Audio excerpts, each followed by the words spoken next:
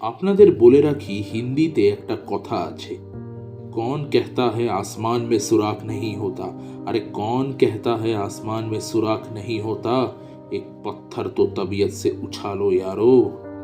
এই কথাটার মানেটা কি সেটা যদি আপনারা পুরো ভিডিওটা দেখেন নিজেরাই বুঝতে পেরে যাবেন।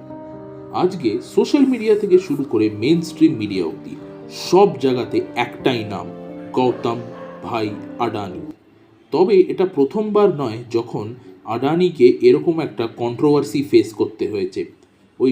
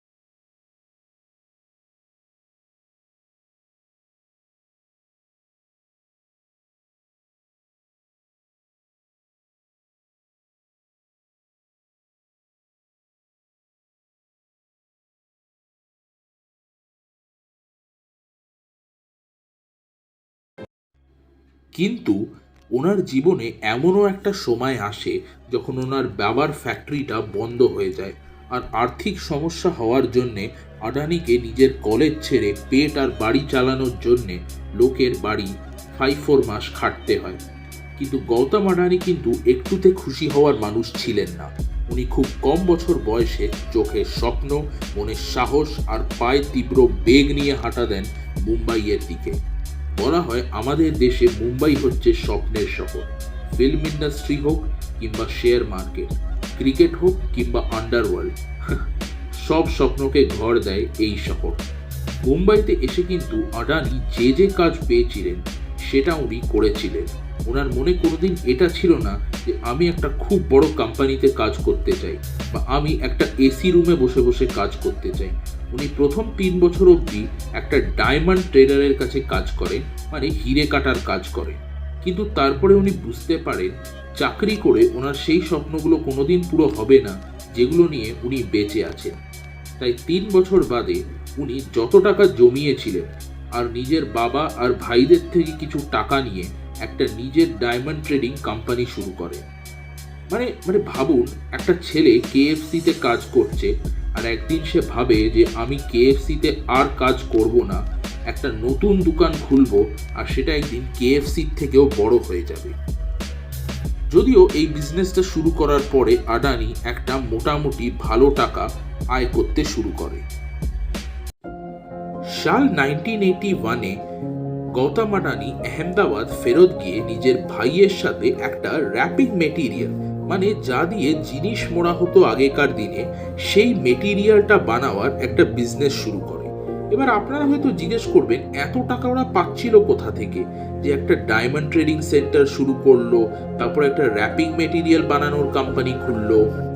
আজকে আপনারা দেখছেন যে আমাদের দেশে স্টার্টআপ কালচার আছে, মানে সবাই নিজের বিজনেস খুলতে চায়। নিশ্চয়ই আপনারা শার্ক ট্যাঙ্ক ইন্ডিয়া দেখেছেন, কিন্তু গুজরাটে এই কালচারটা বহু শতাব্দী পুরনো। যে বয়সে অন্য বাচ্চারা ক্রিকেট খেলে বেড়াতো, আডানি সেই বয়সে বাবার বিজনেসে সাহায্য করত। যে বয়সে বাচ্চারা বাবাদের থেকে ঘুড়ি ওড়ানো শেখে, সেই বয়সে গৌতম আডানি তার বাবার থেকে বিজনেসের সম্বন্ধে শিখত। যে বয়সে বাচ্চাদের স্বপ্ন হয় বড় হয়ে তারা বড় চাকরি করবে, গৌতম আডানি সেই বয়সে সারা পৃথিবীতে নিজের বিজনেস করার স্বপ্ন দেখতেন। যাই হোক, ওনার ভাইয়ের এই বিজনেসটাও কিন্তু মোটামুটি ঠিক মতন চলে।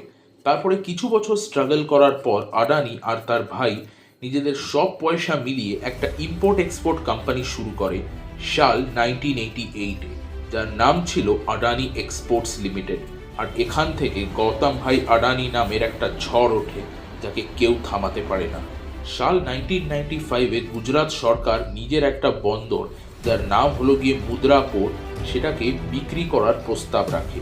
ওই বন্দরটা ইন্ডিয়া আর গুজরাট দুজনের জন্যেই খুবই মহত্বপূর্ণ ছিল, কিন্তু কেউ সেটাকে ঠিক করে চালাতে পারছিল না। গৌতম আডানি কোনো মতেই ওটাকে কোনো বিদেশি কোম্পানির হাতে যেতে দিতে চাননি। এখানে গৌতম আডানি একটা বড় অপরচুনিটি দেখে আর এই পোর্টটাকে কিনে নেয়। এখান থেকে আডানি কোনোদিন ফিরে তাকাননি। সাল 2023-তে গৌতম ভাই আডানির বয়স 60 বছর হয়ে গেছে। উনি সারা পৃথিবীর তৃতীয় সব থেকে ধনী ব্যক্তি হয়ে গেছিলেন। আজকে ভারতবর্ষের 13টা বন্দর গৌতম আডানির নামে। মানে ভাবুন, যদি একদিন সকালে উঠে আডানির মনে হয় যে আমার বন্দরগুলোতে আর কোনো জাহাজ এখন থেকে আসবে না, তাহলে ভারতের 24% বিজনেস ওখানেই বন্ধ হয়ে যাবে। আডানি কিন্তু শুধু বন্দর না, অনেক এয়ারপোর্টও চালায়। ভারতের সব মেজর এয়ারপোর্ট, যেরকম Mumbai airport, Kolkata airport, Delhi airport, সব আজকে গৌতম আডানির কোম্পানি পরিচালনা করে। গৌতম আডানির কাছে নিজস্ব রেল লাইনও আছে। মানে ওই রেল লাইনগুলোতে আডানি কোম্পানির ট্রেন ছাড়া আর কোনো ট্রেন যেতে পারবে না। গৌতম আডানি কিন্তু শুধুমাত্র আকাশ আর রেল লাইনেই রাজ করেন না, উনি কিন্তু আপনার বাড়িতেও আছেন। হ্যাঁ, ওই যে ফরচুন অয়েল, ওটাও গৌতম আডানির কোম্পানির।